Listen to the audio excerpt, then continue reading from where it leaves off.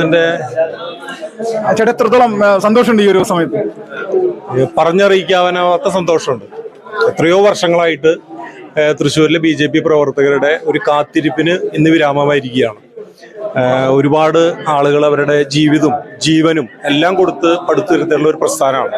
ഇത്രയും കാലം ഞങ്ങൾക്ക് അവഗണനയും അവഹേളനവും മാത്രമേ ഉണ്ടായിരുന്നുള്ളൂ. ജയിക്കാത്ത പാർട്ടി എന്നുള്ള അവഹേളനം കേട്ട് കേട്ട് മടുത്തിരിക്കുന്ന ഞങ്ങളെ സംബന്ധിച്ചിടത്തോളം ഈ വിജയം എന്ന് പറഞ്ഞാൽ ഏറ്റവും സന്തോഷകരമായിട്ടുള്ള വിജയമാണ്. ഇതൊരു രാഷ്ട്രീയ മാറ്റത്തിന്റെ സൂചനയാണ്. തൃശ്ശൂരിലെ ഈ വിജയത്തോടു കൂടി കേരള രാഷ്ട്രീയത്തിൽ വലിയ മാറ്റങ്ങൾ സംഭവിക്കും.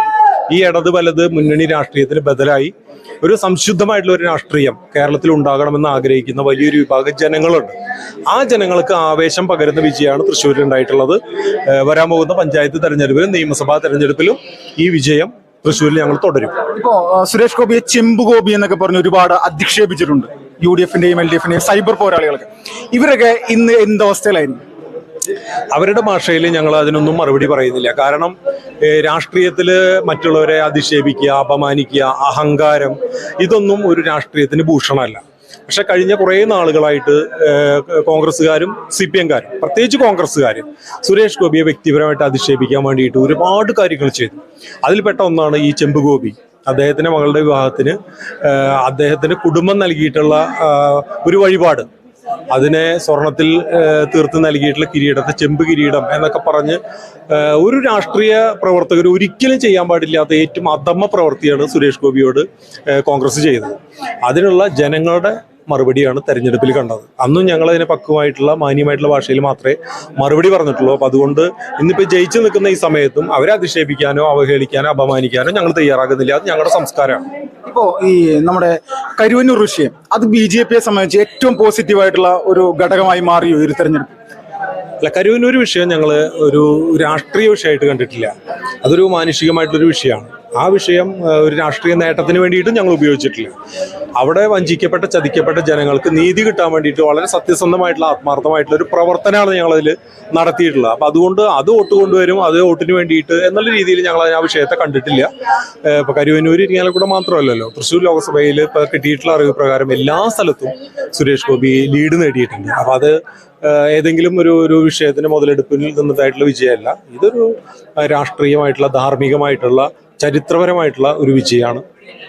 ഈ മണിപ്പൂർ വിഷയം പറഞ്ഞുകൊണ്ട് ഈ തെരഞ്ഞെടുപ്പിന്റെ ഒരു മാസം മുന്നേ ഈ ഇടതുപക്ഷം വലിയൊരു പ്രചരണം നടത്തിയിരുന്നു. ഇവിടെ മണിപ്പൂർ മറക്കരുതെന്ന് പറഞ്ഞിട്ടുള്ള ഒരു പ്രോഗ്രാം ഒക്കെ നടത്തുന്നു. ഇതൊക്കെ ഈ ക്രിസ്ത്യൻ സമൂഹത്തിന്റെ വോട്ട് അത് പൂർണ്ണമായിട്ടും ഇവർക്ക് നേടിയെടുക്കാൻ വേണ്ടിയിട്ടുള്ള ഒരു പ്രചരണമായിരുന്നല്ലോ.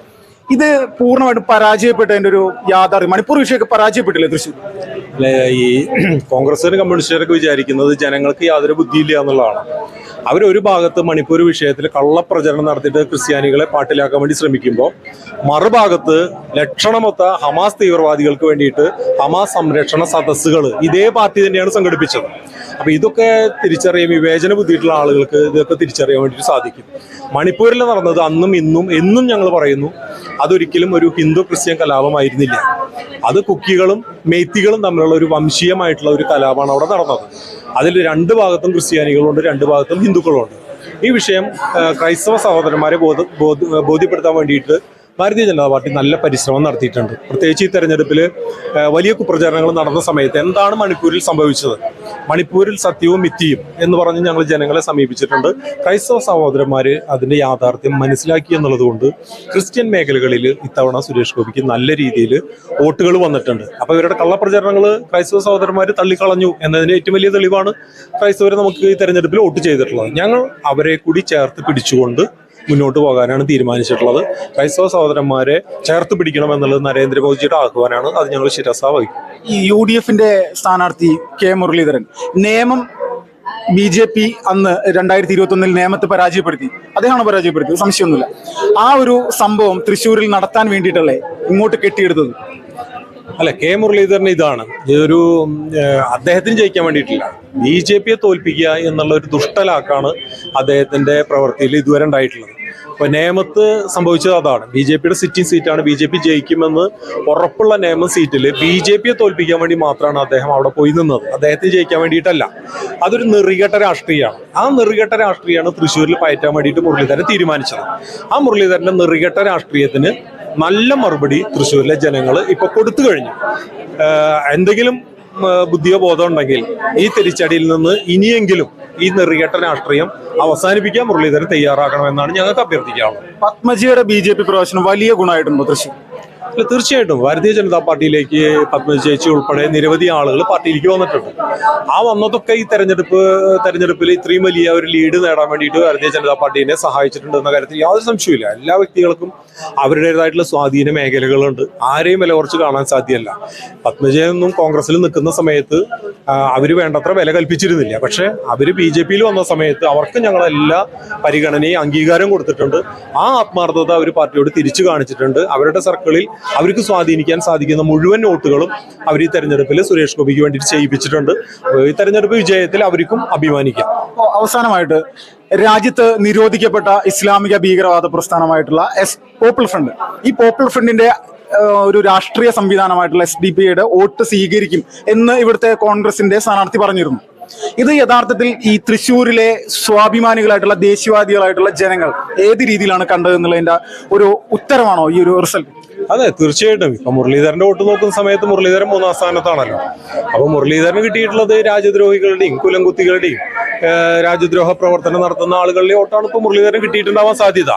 എന്തായാലും ജനാധിപത്യത്തിൽ വിശ്വസിക്കുന്ന, രാജ്യത്തെ സ്നേഹിക്കുന്ന ബഹുഭൂരിപക്ഷം ആളുകളും സുരേഷ് ഗോപിക്കാണ് വോട്ട് ചെയ്തിട്ടുള്ളത്. തൃശ്ശൂരിലെ BJP-യുടെ സാധാരണ ബൂത്ത് തല പ്രവർത്തകരോട് BJP-യുടെ ജില്ലാ അധ്യക്ഷൻ എന്നുള്ള നിലയിൽ എന്താണ് ഈ ഒരു സമയത്ത് സന്തോഷം പങ്കുവെക്കുന്നത്? ഈ വിജയത്തിൽ പാർട്ടി ഏറ്റവും കൂടുതൽ കടപ്പെട്ടിരിക്കുന്നത് പാർട്ടിയുടെ ബൂത്ത് തല പ്രവർത്തകരോടാണ്. അവരുടെ പ്രയത്നമാണ് ഇത്രയും വലിയൊരു വിജയം നമുക്ക് നേടിത്തന്നത്. സുരേഷ് ഗോപിക്ക് വോട്ട് സമാഹരിക്കാൻ വേണ്ടി കൊടും വേനലിൽ, ആ വേനലിലൊന്നും വകവയ്ക്കാതെ വെയിൽ കൊണ്ട് വീടാന്തരം കയറി ഇറങ്ങി ഞങ്ങളുടെ പ്രവർത്തകർ ഒഴുക്കിയിട്ടുള്ള വിയർപ്പിന്റെ ഫലമാണ് ഈ തെരഞ്ഞെടുപ്പിൽ ഭാരതീയ ജനതാ പാർട്ടിക്ക് ഉണ്ടായിട്ടുള്ളത്. തൃശ്ശൂരിൽ BJP-യുടെ വലിയ ഒരു വിജയം ഇപ്പോൾ ഉണ്ടായിരിക്കുകയാണ്. രാജ്യദ്രോഹ ശക്തികളും അതോടൊപ്പം തന്നെ BJP-യെ തകർക്കാൻ വേണ്ടി ശ്രമിച്ച, സുരേഷ് ഗോപിയെ തകർക്കാൻ വേണ്ടി ശ്രമിച്ച ഒരുപാട് ആളുകൾക്കുള്ള ശക്തമായിട്ടുള്ള ഒരു തിരിച്ചടിയാണ് ഇത്തവണ തൃശ്ശൂരിലെ സാധാരണക്കാരായിട്ടുള്ള ജനങ്ങൾ ഇവിടെ നൽകിയത്. SDP-യുടെയും പോപ്പുലർ ഫ്രണ്ടിന്റെയും അടക്കമുള്ള വോട്ട് ശേഖരിച്ചിട്ടാണെങ്കിലും തൃശ്ശൂരിൽ ഞങ്ങൾ വിജയിക്കുമെന്ന് പറഞ്ഞ കോൺഗ്രസിന്റെ സ്ഥാനാർത്ഥി K മുരളീധരൻ നേമത്തെ BJP-യെ എങ്ങനെയാണോ പരാജയപ്പെടുത്താൻ വേണ്ടി 2021 ഇറങ്ങിയത്, ആ K മുരളീധരന്റെ അവസാനത്തെ രാഷ്ട്രീയ പരീക്ഷണമായിട്ട് യഥാർത്ഥത്തിൽ തൃശ്ശൂരിലെ സുരേഷ് ഗോപിയുടെ വിജയത്തെ മാറ്റി ജനങ്ങൾ എടുത്തിരിക്കുന്നു എന്ന് മാത്രമേ ഈ ഒരു സമയത്ത് പറയാനുള്ളൂ. വന്ദേ മാതരം, ജയ് ശ്രീറാം.